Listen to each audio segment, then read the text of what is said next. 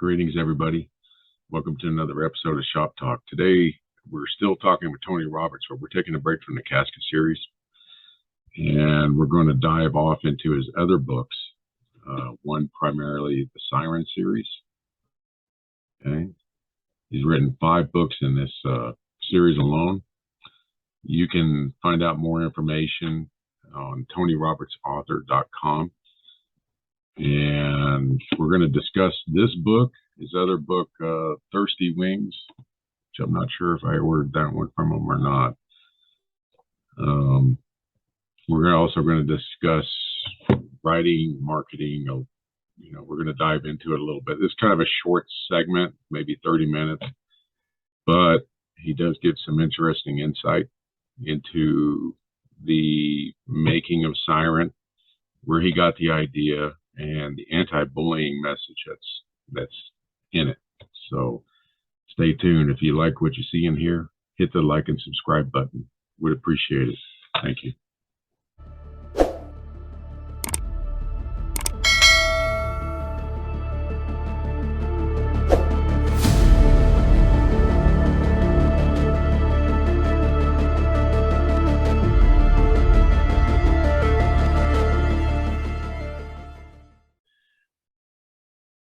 Morning. How you doing? Not too bad, sir. How are you? Alive and well. It's Saturday morning. It's nice and sunny. So Yep, it's sunny here too. You can see the sun coming through. yeah, usually it's raining over there, isn't it? It is. Yes. We've had a big black cloud over here. No, it's blue sky. Goodness gracious! Look, I'm sat down. Right. And which soccer team are you wearing today? Indonesia. Indonesia. Oh, that's a good one. Yeah. Yeah, I was wondering. I was like tiger. The tiger. Yeah. That's the makers. That's the makers. Right. Well, me, I'm still wearing. Well, let's see. I'm wearing Matco tools. Matco tools. Yeah. Being a diesel mechanic for that number of years. Yeah, you make me laugh with some of your memes that you send out. Oh yeah. Well, some of them are true. So, yeah. That is what's funny about them. I know they're true. You're making fun, but it's truth, isn't it? It's so based in truth. Oh my God, I could write a whole novel on that profession itself. I mean, it's just yeah. Who knows? Maybe one day that might be an idea. Why not? And the good thing is about writing is there's 2 things that I was told about when you're writing a book. Write about what you like, and write about what you know. So if you put things in that you've experienced yourself, it makes it that much more authentic. Yeah. If you write about something that you're not really interested in, it comes across in the prose, and the book itself is dull and uninteresting. But if you write about something that you're enthusiastic about, you put it in there. You're creating something. So you're putting your emotions and enthusiasm into it, right. And it shows in the book. Yeah. Well. It's like when you wrote Siren, I noticed there was a high level of enthusiasm because you actually created a band. Yes. And you actually wrote your own music for the book. I co-wrote 3 of the songs that appeared in the book, yes, and which you can hear if you go to my website, which is TonyRobertsAuthor.com. Yeah. Well, they're on YouTube also, right? They're on YouTube. Yeah, they're on YouTube. Yeah. So, what I'll do is I'll provide a link below to them. Brilliant. Yeah, lovely. So, yeah, and that's got a anti-bullying message. Am I correct? It has. Siren itself is something of a personal sort of thing for me, because I was bullied at school, and it did affect me for a long time. In fact, it stopped me writing books for a long time, which is what I always wanted to do. It wasn't until I got to in my 40s that I decided that it was stupid to carry on being victim of these ghosts of the past, and shook it off. But I wanted to write about it, and after I'd written some Casca stories, after about 5 years, 10 years, I just thought I've got to get this out of me, because it's still there. So I wrote Siren as a sort of anti-bullying novel, about this character who was bullied at school, and I set it just a few years after I'd been at school. So it was 1979 was the start of the book, which was 2 years after I left school, and the character was 4 years younger than me. there's a lot of parallels there to what she went through bullying. And there's a scene I describe in it early on when she's walking to school, knowing the bullies are there. And what I put down is exactly how I felt. So, it came through authentically in the story itself. So yeah, I put a lot of myself into that story, even though the main character was female. I didn't want to sort of make it like it was me. I thought I'll change it completely. I'll just knock it round on its head and have the character as a female. But right, and then you actually have gone to some schools and yeah, I by accident fell into this anti-bullying project because I was talking about Siren to somebody I met whilst going on a walk to one of the local woods, and they had a shrine there.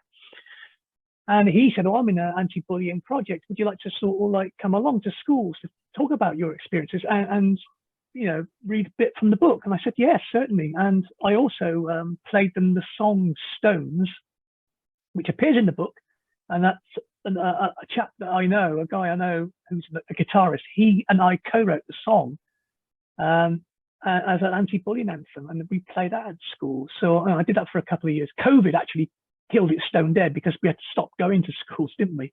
Yes. But for 2 years before that, I was heavily involved in this anti-bullying project, and it was very enjoyable. And sort of talking to kids ranging from the ages of about 9 all the way up to, I think it was 16 was the oldest. The character in the book starts off as 15, so a lot of these school kids could relate to the character that I wrote. Yeah. But I've written 5 books in the series. The series has sort of come to an end now, but there are possibilities of another one after that. Well, I haven't sort of, so that's the end. It's come to an end, but there's possibilities of a sequel. Yeah, and that's the problem with sequels sometimes is ideas, because you don't want to write a dud, so to speak, and then it kind of blemishes the series a little. Yeah, I'm letting it brew in my head. Yeah, but this story, like I said, Siren, you had this idea for years. Yes, yeah, it was bubbling around in my head, and it sort of manifested itself in 2015. I was sat in this very chair, actually. I got an acoustic guitar. I got a couple of years before that. Jane, my partner, she got it for me for Christmas. Because I'd always wanted to play a guitar, but this bullying had, not so much confidence out of me that I just thought, no, I'm not good enough. And that's when you're bullied, you think that you are not good enough to do anything, And I touched on the fact that I was sort of like depressed and had a mental illness when I had that trolling and that other writer attacking me. Yes. It brought the bullying all back up, and it didn't do me any good at all. It stays with you for the rest of your life. Right. So it's really down to you to try and overcome it. Channel it somewhere positive. And unfortunately, the trolls and the nasty people sort of like brought it all back. But we got over that. Yeah. I was sat here thinking, what if I actually hadn't been bullied, and what if I had, learned to play the guitar? I probably would have joined a band, and how different my life would have been. And that's what really sort of kick-started the idea of writing a book about somebody at school. But then I had to bring the bullying back in, and then I thought, I don't want the character to get drug addicted, because rock stars always do, don't they? So how can I overcome that? I'll make her allergic to things so she couldn't possibly get onto drugs. So I researched that, and found out about things like anaphylactic shock and the EpiPens that she had to carry around with her. And she was allergic to all kinds of processed food. So at the end of the day, you finished Siren, the first one. Now, did you had plans to write this as a series, or did you? Yes. It all came to my head. It was like, I wasn't going to just write about one book. So the first book covered 79 to 81, but I wanted to do a whole arc of stories, and it ends in 2014. So she goes from her 15th birthday to her 50th birthday, and then it ends on her birthdays on both books. So it starts on her birthday, in 79 and it ends on her birthday in 2014. Oh, And wow. then she sort of like, reflects. And it's there are clues in first, second, and third and fourth books as to what's going to happen in the fifth, as to why she is the way she is. She's quite a flawed character. There's a lot of mental problems with her, as yes, you do with a lot of people in that business anyway, because if you think about it, they get on stage and want to sort of like be loved and adored because there's a problem with them. Not all of them, but there are a fair number of people in show business who have a need to be loved or a need to show off on stage. And she's no different. She has this really deep underlying mental problem that only surfaces in the last book. And then you suddenly go, oh, of course, now I can see it, But there will be clues all the way through as to why she was the way she was. Very spoiled, very needy. So some people have said that it's hard to like her as a character, but that's the way I wrote it. And in the end, it explains everything. Why? Right. And then, so do you still deal in that anti-bullying program? No, it ended in 2020 in March when with COVID shut the imagine schools what a down. shock. Yeah.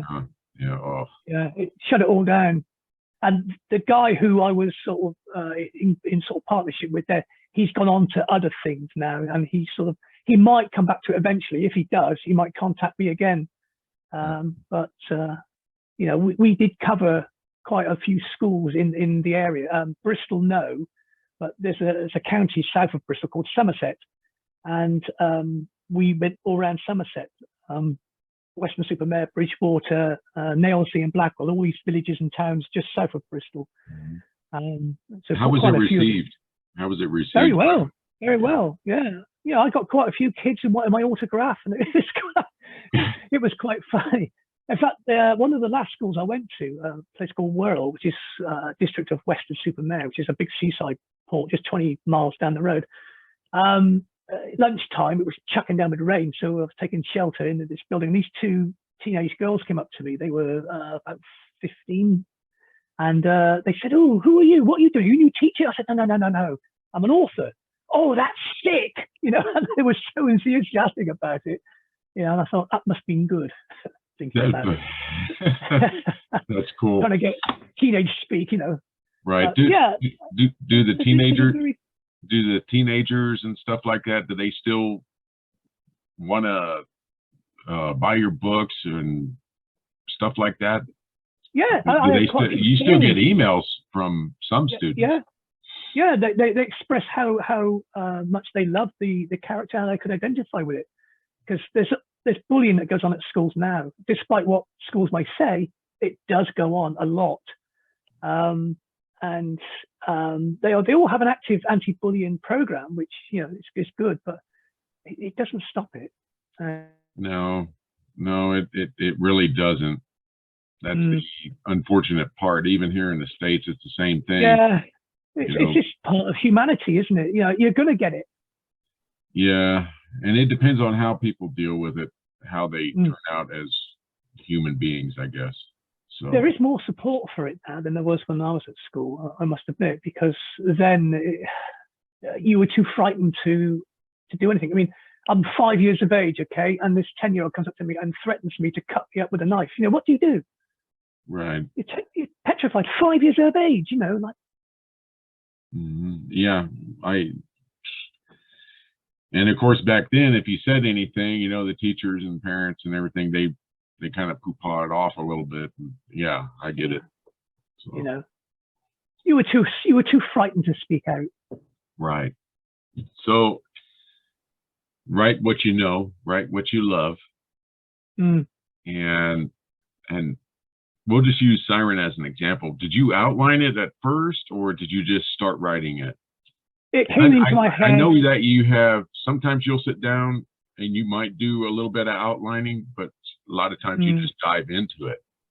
I didn't write anything down. It was straight in my head, the whole 35-year story arc.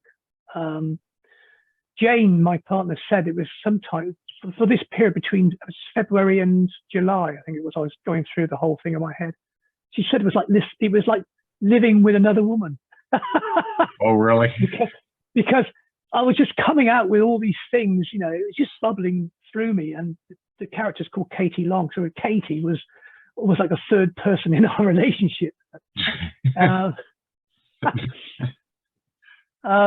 But yeah, it's all come out, and somebody in the States read Siren and was really affected by it because it reminded him very much of somebody who he'd known going back, his first real love, and she was very much like that, and even to the fact that she was a guitarist, like Katie was, And in fact, when I was researching Siren, I got this, and I remember when you were showing that off. I sort of like half learnt to play the basics with one of the guys who I co-wrote the songs with. So it encouraged me to take up the guitar. I've stopped now because I stopped writing Siren, and my guitar friend has moved away, and it's a very little incentive for me to sort of. I'd love to carry on, but I've got so much to do here with writing my other stories. So it's sort of on the back burner, shall we say? Right. So how many songs did you write for Siren? You see, because that was another creative outlet that you used as a marketing tool to help Stones. Sell. Yeah, Stones, the anti-bullying anthem, actually was played on the BBC radio twice. Really? Yeah. Oh, okay. Yeah, I remember because you had the link there. So yeah, the guy I co-wrote that with, a man called Greg Byron Clark, he actually is the son of one of James' friends. That's how I know him, and I wanted to sort of use him as a resource, a sort of research resource, because when I started writing it, I didn't know anything about the music industry, especially the rock industry. So I thought if I speak to somebody who was in a rock band as a guitarist, and the fellow left-hander actually, I thought, I'll run it past him. So I contacted him, and he said, yeah, come up and see me. There's a place called Redditch, which is just south of Birmingham. And Katie Long actually comes from just south of Birmingham, a place called Solihull. So the book is set around the Birmingham Solihull area. And I did that because in that region is where rock music, metal music, had its birth in this country, and was very strong for a long time there. People like Black Sabbath came from there. Judas Priest come from there. There's a lot of bands of that genre that come from the Birmingham Midlands area. Did Killmeister, did Lenny Killmeister, did he come from there? I can't remember. I'm not sure. Something tells me he came from Leicester, which is Midlands, but I could be wrong. Right. Yeah, he had an interesting background. That's a topic for another discussion, but holy mackerel. But, well, they all did. Come on. Oh, anyway. Yeah. And that's the purpose of Siren, right? Was to kind of show a little bit of that. Well, I was writing it cold, and so I went up to see Greg in October 2005 when I had actually got the whole thing down in my head. I still hadn't written anything down, and he met me at the station because I went by train. And on the way to his place, we went via one of the supermarkets. We sort of walked back to his place. It was about an hour. And for the entire hour, I spoke to him about the sort of the whole arc. And he kept saying, yeah, that happened to us. Or, oh, I know that happened to somebody else. Or, yeah, that's true. And I was just thinking to myself, well, either I'm very lucky or I'm inspired. But so much that I wrote down actually happened to somebody in the rock business. I mean, for example, in Siren, Katie writes Stones, but she's frightened that because it's a woman singing, no one will take any notice. And that's what truly did happen in the rock music industry. A woman rock singer, no. So she got the bass player to sing that song so that people will take notice of it, a male singer. And I was saying that to Greg, and he said, you know what?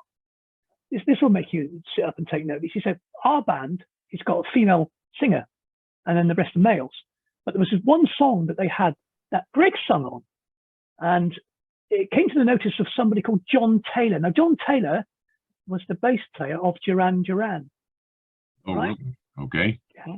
Right, the Duran Duran, the John Taylor. And if you go back to looking at the bass player, with all the mullet and the perm. So John Taylor became a producer, and he heard this song and he thought, hey, that's great. You know, I'll ask for more material. So he wrote to them, and Greg said, yeah, here's more material. But every other song was with the girl singing. They didn't hear from him again. No? No. Oh, that would have been awesome. And Greg said to me, you know, what you've written down or what you've told me about this incident is true. It does happen. So I had to sort of like, when I did start writing in January of 2016, I sort of tailored some of the stuff which he told me into the story that I'd already got in my head about how prejudiced and sexist and, you know, everything else the business is or was. To be quite honest, you know, I did a lot of research in the wake of that with bands, and particularly bands that had female singers. And I listened to a lot of them on YouTube, and even ones that were playing in 2018, 2019 said that they still get it. That people come up to them saying, "Oh, hello, love. Are you one of the roadies?" No, I'm the guitar player. Oh, do you know what end of the guitar to hold? You know, it's How well, you know, I think what was that movie, The Runaways? It's based off the group, The Runaways. Yeah. Joan Jett and Joan Jett, yeah. And, what's the name? Rush Hour. Jane Weedlin. Okay. Yeah. She's in it. Linda Carlisle. And of course they went through their own. Oh, the Go-Go's, isn't it? What's that? They were the Go-Go's, weren't they? Was it? Who was with Joan Jett? Oh, you talking about the lead singer for the Runaways? Yeah. Oh, I can't remember her name, but she actually got out of all of it altogether. There's a lot of drugs there, wasn't there? There was a lot of drugs, and then there was a lot of problems. You know. Yeah. So, she bowed out of it altogether. Susie Quattro, was she in that? You know what? I think so. Yes. You might have, well, you know, when we have doubts, we have Google, right? Yes. Instead of Susie Q. Let's see. God, I'm so horrible with names. I ain't lying. Let's see, The Runaways. Oh, that's a TV series. Oh, I didn't even. Runaways. I can always edit. That's the beautiful thing about this. True. So yeah, let's see, Joan Jett, Sandy West, Mickey Steele, Cherry Curry was the singer. Right. Yeah, and then Lita Ford, Vicky Blue, Jackie Fox. Lita Ford, yeah. Yeah, she's gone to good things, hasn't she? Yeah, oh yeah, she went off on her solo and did her own thing and built a pretty good empire, I guess you could say. But yeah, but they faced their own high level of discrimination and everything else, you know, and it was So I think that's what you were trying to portray a little bit in too. Well, what I did in Siren was also to bring in real life people just as cameos, you know, just drifting in here. I mean, she'll meet people like Annie Lennox at the Grammys and people like that, or mention in passing people like Rob Halford of Judas Priest, or that she met AC/DC or people like that, you know. So it kind of sort of like nudges through that history of music at that time to make it sound more authentic, you know. And she sort of like gets mixed up in a lot of things, and a lot of things which some of them are good and some of them are, so we say, less good. Right. Questionable. Questionable behavior patterns. Oh, she's terribly behaved, really is. But she's got a heart of gold. That's the thing with her, you see. She's sort of like a very cheeky, naughty, but lovable character. But you know, she's damaged. But she sort of like somehow manages to come through it all at the end. How? But she does. because she's got this problem with never being more than 10 minutes from death because she can't eat or drink certain things, so she has to be very careful. And in fact, at school, when she falls foul of one of her classmates drops some ice cream into her milk, and it sends off a shock, almost kills her. That just proves how close she is to actually dying most of the time. Right. So, have you got a copy of the book there? I know you always keep one nearby. Aha.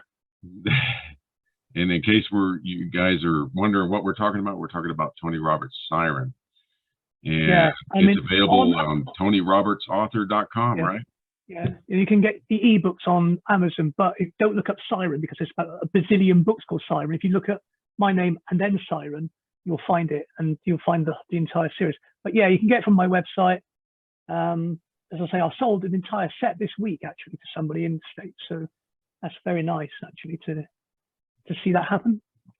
And that one's actually a top seller too. That's one thing I've noticed. Yeah, it's very good seller. I like that. It's very popular. Yeah, not as popular as the Casca series though. Huh? Not as popular as the Casca series. Not as popular as the Casca series, but it did. To be honest, it did open up the door to show that you write in other genres and you have other agendas when you're writing. Yes. Yeah. Oh, we see you back there. Yeah. Jane. Hey, Jane, Hi. how you doing? Yeah, I'm on. How you doing, Jane? Yeah. He said, "How you doing?" Hello. And if people want to know, that's Jane. She's actually an artist, right? Yep. She's an artist. She has her art business, and she's doing very well actually. And she teaches a lot of people, both adults and children, how to draw, how to paint, and so on. So yeah, she does a good job there. Yeah, she does a lot of watercolors. Watercolors, yeah. Also acrylics, but most of the people want to learn how to watercolor. Right. That's what she normally does. We have a big table downstairs in our kitchen, and she has them all sat around it. It's a massive table. Right. But whenever you venture outside the Casca series, do you still, when you have, because you have to write 2 Casca titles a year, so that's a discipline. Yes. You have that's the discipline. Absolutely. 2 a year, and then you squeeze in maybe 1 or 2 other titles. 2 other titles. Yeah. Yeah. So yeah, you're a busy guy. Very. I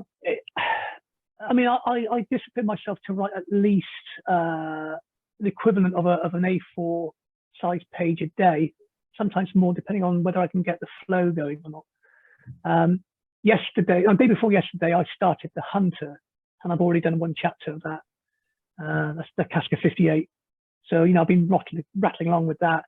But sometimes I sort of find it difficult to write. So I do struggle some days, but I do always make sure I write something every day.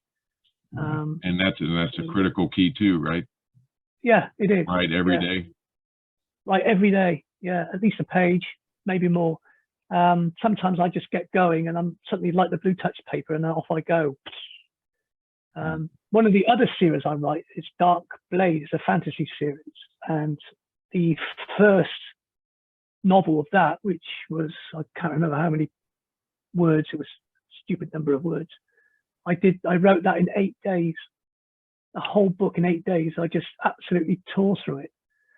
And that was a fantasy novel, right? And that's fantasy novel, yeah. Right, and that's an ongoing series. It's up to. It is an ongoing series, yeah. I've done 8. That's right, yeah, 8.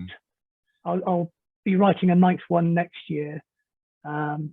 Just trying to think of what to do. I'm sort of umming and ahhing about what way to go in that one, because number 8 finished with it ending on a certain point. I'm thinking, well, can I go this way or can I go that way? So I'll think about that when Christmas has come and gone. Right. So, and those are only available on ebooks?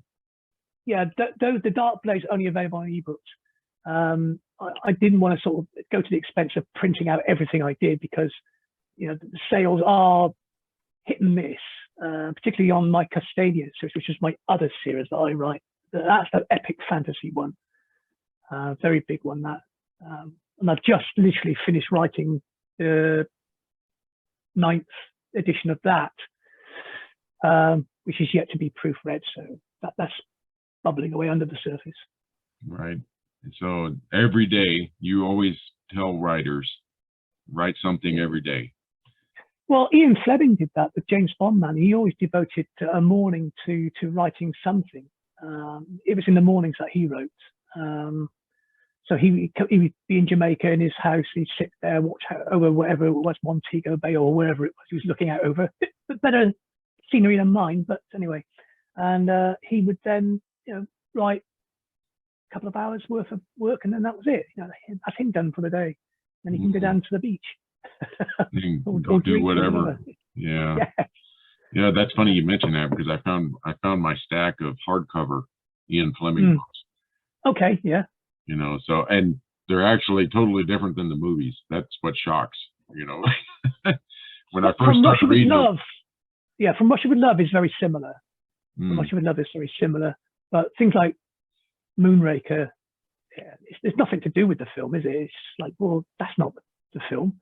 Right. I have read a handful of Flemings, and they are the title's the same, but the content is so different. Yeah, but the titles are pretty cool names, Oh God, yeah. I do. They are very interesting, and A View to a Kill, Living Daylights, and, Live and Let Die. Yeah. So on Her Majesty's Secret Service, and I thought that was a very good title, because I used to work for the Civil Service, and you had a lot of envelopes that would be on Her Majesty's Service. That was the stamp on the back of it. So when they put on Her Majesty's Secret Service, I thought, excellent, very good title. Right. Goldfinger. Goldfinger, yeah. The Man with the Golden Gun. Yeah, Man with the Golden Gun. How do you come up with title names? Do you just like... With regards to the Casca series, it usually is something to do with the time and the war he's fighting in. So things like the Confederate, that goes out saying, doesn't it? Yeah. The Austrian, where he's fighting for the Austrians, or the Anzac fighting with the Australian and New Zealand Army Corps. So those titles are quite straightforward. The Avenger was down to him taking revenge on the Brotherhood of the Lamb. Roman mercenary, Emperor's mercenary, that's what he was in the book. So by and large, the Casca titles speak for themselves. The work's done for me. With Siren, it was the title of the band, Siren. That was the first book. But then it was like, well, what can I start calling the rest of the series? So Siren's Song, then Katie as the main character, Siren's Return. But the very last one gave me a headache, and I came up with some no, that's not right. So in the end, I came up with Love's Refrain, which actually was the title of one of their songs in the book. And it actually also was subconsciously about the relationship with Katie and one of the other people in the book. They had got together, they'd split up, and then they were getting back together again. So Love's Refrain was a kind of run on to what was happening in that book. So, I thought, I've also written a one-off horror police investigation book called Thirsty Wings. That's the one we need to talk about too, because that's because that one was out of your norm. It was totally left of field to give it that's a baseball term, isn't it? Yeah, left field. Yeah, left field one, which is that. Right. I just suddenly got this urge to do a horror, and what triggered it off, I suppose, was the last Siren book, where Katie goes into TV and she plays a vampire as a sort of like a sideline to her singing career. Because, you get this, you get famous rock stars appearing in films or in TV shows as a one-off cameo kind of thing, don't you? Yeah. Thing happened to her. And I wrote a bit about her character as a vampire, and it really sort of like, oh, hang on a minute, this is quite good. So I did this horror thing about this creature in London in 2016. When did I write the book? 2021. And it's bumping off people, and the police investigation coming in to try and get to the bottom of it all. You know, it's very supernatural. And so, yeah, it takes place in 2016 in London, but it goes back to the 1990s, the very, very beginning, to explain sort of the link between the creation of this thing and what it's doing now in London. And then again, at the very end of this book, it sort of explains everything. So it is a set-alone book of its own, but you could do sequels to it. Yeah, and that's your son, Matt, on the cover too, isn't it? No, it's not. It's actually. Oh, okay. I thought it was for a minute. No, my son appears on some of the Castania books, which actually are locked over in that cupboard over there. Okay. I haven't got them to hand. But yeah, he does appear on number 4, and I appear on number 7. So yes, yeah, it's not bad. We've got somebody who's a graphic designer in Bristol who does those books, and you do the Casca ones, and you now do the Dark Blade ones. Right. So I've got two people working for me. Right. But the thing of it is when you're writing something, you have to have fun with it, right? Oh God, yeah. Because yeah. that's one thing I've noticed. I mean, you write the Casca titles, and you do have fun with those, but you're also very focused on your Siren series, your Dark Blade, and I noticed that you have a different, I don't know, I can't really, you have a lot more fun outside the Casca series sometimes. I do. With Casca, I have a responsibility, I think is the word, to the old run of books, 1 to 22, and also the people who buy the books who are Casca fans from the Barry Sadler era. They know what they like, they know what they expect, and so I have a responsibility to at least do my best to satisfy that. So I do write out of my comfort zone, out of my normal style for the Casca series. So yeah, I have to be schizophrenic in that respect. So I have to sort of divert from my own normal writing style and do the Casca series in as close to Barry Sadler style that I can possibly do, given my restrictions. Right. I'm not him. No, but that, like I said, we've discussed that before. You know, oh, he's no Barry Sadler. You always see that old argument, and you're like, and like I said, we've already discussed it. But with your other titles, you actually have.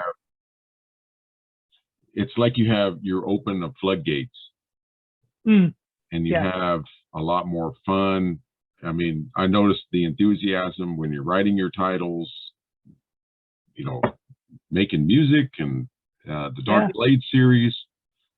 Yeah, I do have a lot of fun, and you know, once you start running with it, it kind of flows. It all depends really on your state of mind at the time. If you're actually suffering with problems, whatever the problems may be, that does slow you down terribly. And it doesn't impact on your writing. But when things are fine and in your life and things are good, you just suddenly just take off and it floats. And do you ever get stumped? In other words, you might be writing something, and then all of a sudden it's like nothing's happening, and then you might have to wait a day or two. Yeah, a number of times I've gone to bed after writing in a particular day, got up in the morning, delete. That's rubbish. Delete and write it all over again. So all of yesterday's work down the drain because no, that's crap. Oh, really? So what about? I mean, do you get like brain locked? Where you just can't write nothing? there are times when that has happened. And Jane's a bit concerned when I actually get burnout, because when I actually go off on a rampage and charge through a story, I tend to sort of like go zombie-like for about a week afterwards. I'm just sat there, and I'm not communicating. I'm just like gone. I'm burnt out. What do you do? What do you do to keep from being burnt out? Do you like go on walks? No, yeah, I mean, where we live, we're very fortunate because there's a lot of greenery. There's a park literally just outside the house, just that way there. There's a cemetery 10-minute walk that way. It's 45 acres and it's beautiful. It's a cemetery stroke wildlife refuge. It's been taken over by this preservation working group who sort of like, you've got to be respectful to the dead that are there, but it's also now where people go for walks, and it's beautiful. It's 45 acres of countryside in the middle of Bristol. So that's kind of like your way to recharge a little bit. Yeah, go for a walk, and there's a couple of big parks just down the hill, or one up the hill as well. Yeah, we've got less than a minute. Yeah, definitely less than a minute. But if you want to check out Tony Roberts' other titles, like Siren, Dark Blade, go to his website, TonyRobertsAuthor.com.